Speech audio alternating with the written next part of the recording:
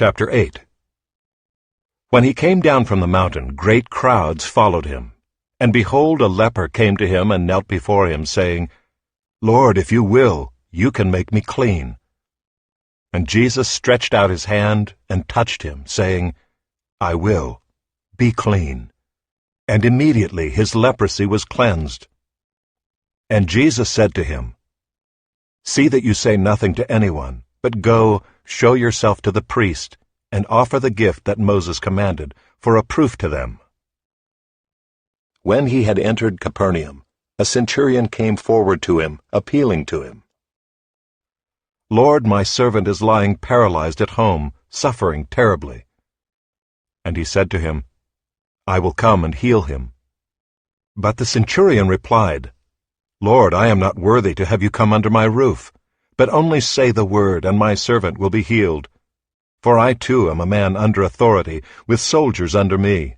And I say to one, Go, and he goes, and to another, Come, and he comes, and to my servant, Do this, and he does it.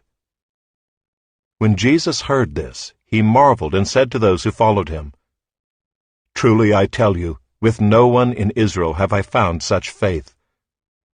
I tell you, many will come from east and west, and recline at table with Abraham, Isaac, and Jacob in the kingdom of heaven, while the sons of the kingdom will be thrown into the outer darkness. In that place there will be weeping and gnashing of teeth. And to the centurion Jesus said, Go, let it be done for you as you have believed. And the servant was healed at that very moment. And when Jesus entered Peter's house, he saw his mother-in-law lying sick with a fever. He touched her hand, and the fever left her, and she rose and began to serve him.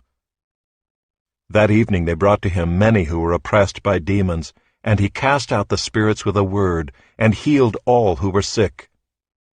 This was to fulfill what was spoken by the prophet Isaiah. He took our illnesses and bore our diseases. Now when Jesus saw a crowd around him, he gave orders to go over to the other side. And a scribe came up and said to him, Teacher, I will follow you wherever you go. And Jesus said to him, Foxes have holes, and birds of the air have nests, but the Son of Man has nowhere to lay his head. Another of the disciples said to him, Lord, let me first go and bury my father. And Jesus said to him, Follow me, and leave the dead to bury their own dead. And when he got into the boat, his disciples followed him. And behold, there arose a great storm on the sea, so that the boat was being swamped by the waves. But he was asleep. And they went and woke him, saying, Save us, Lord, we are perishing.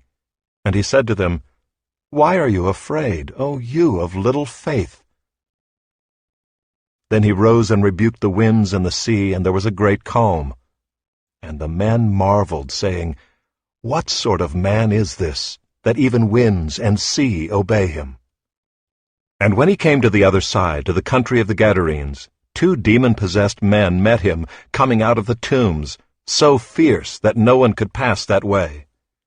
And behold, they cried out, What have you to do with us, O Son of God? Have you come here to torment us before the time? Now a herd of many pigs was feeding at some distance from them. And the demons begged him, saying, If you cast us out, send us away into the herd of pigs. And he said to them, Go. So they came out and went into the pigs, and behold, the whole herd rushed down the steep bank into the sea and drowned in the waters. The herdsmen fled, and going into the city they told everything, especially what had happened to the demon-possessed men.